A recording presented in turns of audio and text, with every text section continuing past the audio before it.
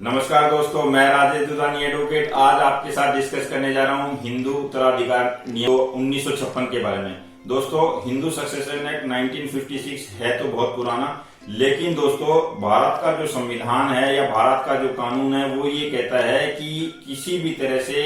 महिला व पुरुष के बीच में भेदभाव या असमानता नहीं होनी चाहिए, यानी कि दोनों को बराबर का अधिकार होना चाहिए। दोस्तों 1956 का जो एक्ट है उसमें किसी भी तरह से वोमेन को यानी महिला को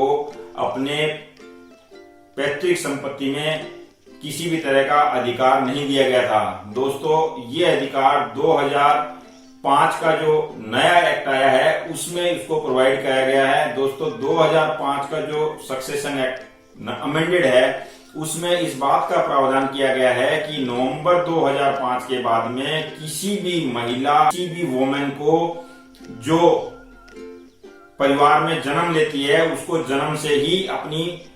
पिता की संपत्ति में अधिकार मिल जाएगा, यानी उसको अपने पिता और पैतृक संपत्ति में जन्म से ही अधिकार मिल जाएगा। 2005 से पहले दोस्तों ऐसा अधिकार महिला के पक्ष में कम से कम नहीं था। अब कोई भी महिला जन्म से ही अपने पैतृक संपत्ति के अधिकार में बराबर का हक रखती है, यानी अगर किसी पिता के पास दो संतान है, एक बेटा और एक बेटी, तो बेटी भी 2005 के बाद में उतनी ही हकदार है जितना कि बेटा हकदार होता है, चाहे उसकी शादी हो चुकी हो या फिर ना हो चुकी हो।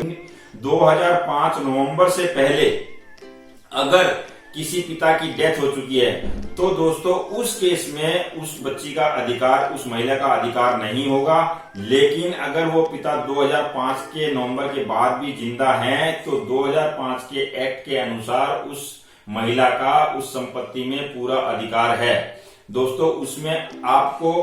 कुछ भी करने की जरूरत नहीं है, ऑटोमेटिक बाई बर्थ आपका उसमें अधिकार हो जाता है, बशर्ते कि अगर आपका जो भाई है या जो भी है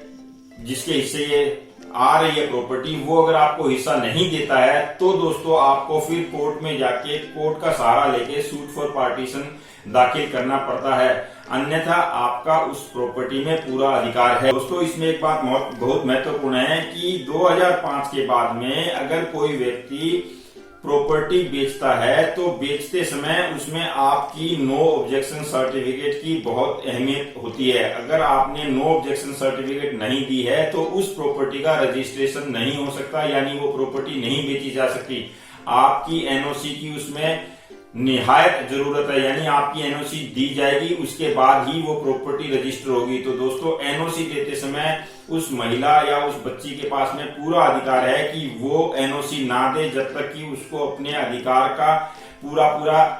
हक ना मिल चुका हो। उसको एनओसी देते समय इस बात की पूरी ख्याल रखनी चाहिए। दोस्तों इसमें एक बहुत महत्वपूर्ण बात यह है कि अगर किसी माता या पिता ने अपनी प्रॉपर्टी की विल कर दी है किसी के नाम,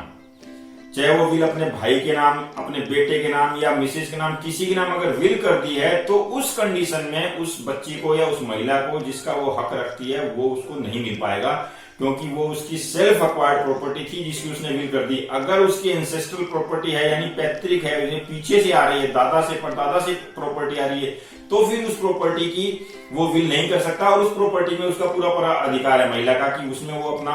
आधा हक जो है जितना भी परसेंटेज का उसका बनता है वो उसमें कोपार्टनर है, उसका हक कोई नहीं ले सकता। दोस्तों इसमें एक बहुत महत्वपूर्ण बात ये भी है कि अगर सपोज आपने किसी भी प्रॉपर्टी को इनहेरिट किया है, यानी आपने पिता की प्रॉपर्टी अपने एनओसी ना देके अपनी हक का अपना आधा हिस्सा लिया है, तो दोस्तों इसमें एक बहुत महत्वपूर्ण बात ध्यान देने वाली ये है कि अगर उस पिता की कोई भी तरह की लायबिलिटी उस दौरान रही होगी और अगर उसको उसके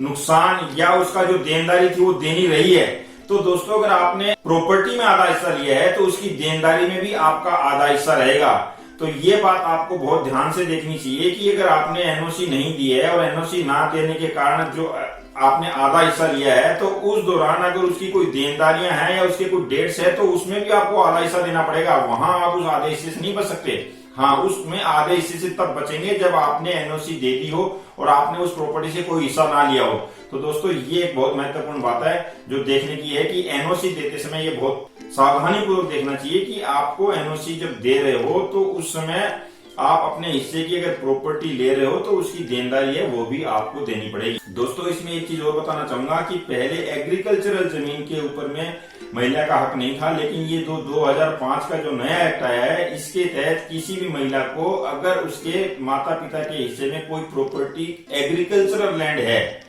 तो एग्रीकल्चरल लैंड में भी उस महिला का, उस बच्ची का पूरा अधिकार होगा जितना कि बेटे का होता है। तो एग्रीकल्चरल लैंड हो, चाहे हाउस हो या शॉप हो या किसी भी तरह की कोई प्रॉपर्टी हो, अचल या अचल संपत्ति, तो उसमें महिला का, बेटी का पूरा अधिकार होगा, उसको उससे कोई वंचित नहीं कर सकता। ये एक बहुत क्रांतिकारी कदम था जो 2005 का एक्ट आया, उससे महिलाओं के अधिकारों की काफी हद तक सुरक्षा और रक्षा की गई है। तो दोस्तों ये था आज डिस्कशन हिंदू सक्सेशन एक्ट के बारे में और उसमें महिलाओं के अधिकार के बारे में। अगले वीडियो में फिर किसी नए टॉपिक के साथ मिलेंगे, तब तक के लिए नमस्कार, धन्यवाद। मेरा अगर ये वीडियो आपको अच्छा लगा हो तो कमेंट बॉक्स में जाकर कमेंट लिखना ना भूलें। मेरा ये वीडियो लाइक करें, शेयर करें और सब्सक्राइब करें। Thank you.